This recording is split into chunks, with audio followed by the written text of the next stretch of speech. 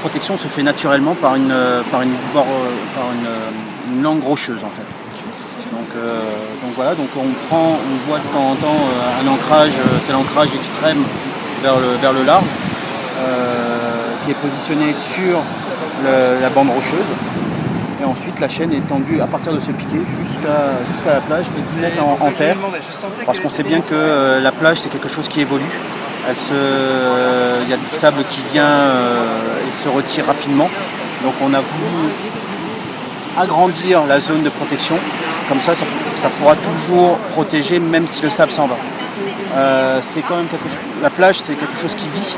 Donc on a aussi un contrat pour pouvoir venir tous les 2 mois, réajuster toute la zone, parce qu'on sait que ça vit et que ça va évoluer, il va falloir remplacer des choses, ajuster les filets, donc voilà. Le travail ici est facilité par rapport aux roches noires à Boucan ou alors il est plus compliqué? Plus compliqué parce qu'on voit bien que la houle est beaucoup plus importante, c'est une zone qui est beaucoup plus exposée que Roche Noire et Boucan, donc beaucoup plus compliqué. On voit bien qu'aujourd'hui on ne peut pas travailler parce qu'on a des conditions de mer qui font qu'on ne peut pas travailler.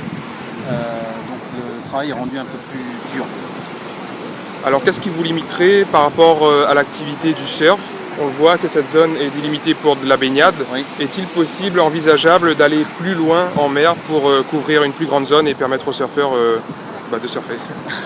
Tout est possible, techniquement tout est possible. Après ce sera peut-être pas le même matériau.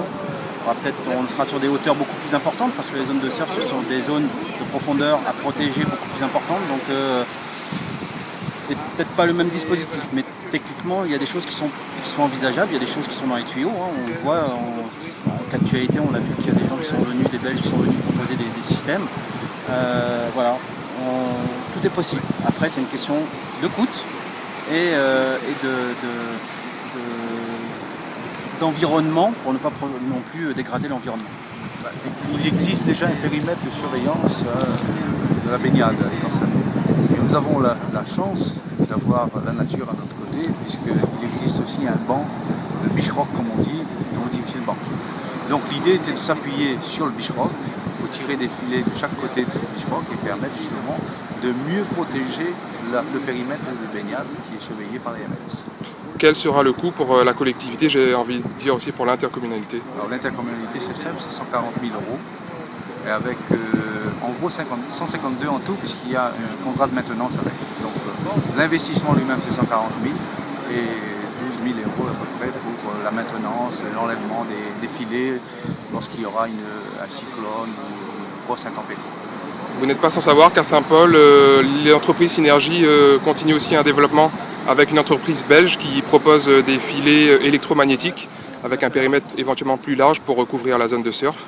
Est-ce que pour les temps salés, ça serait éventuellement envisageable? Nous, on n'est pas dans cette configuration-là, puisque encore une fois, nous avons la chance d'avoir un beach rock ici, et donc on s'est appuyé sur ce que la nature nous a donné. Et donc, c'est vrai que c'est à moindre coût, certainement par rapport à ce que fait Saint-Paul.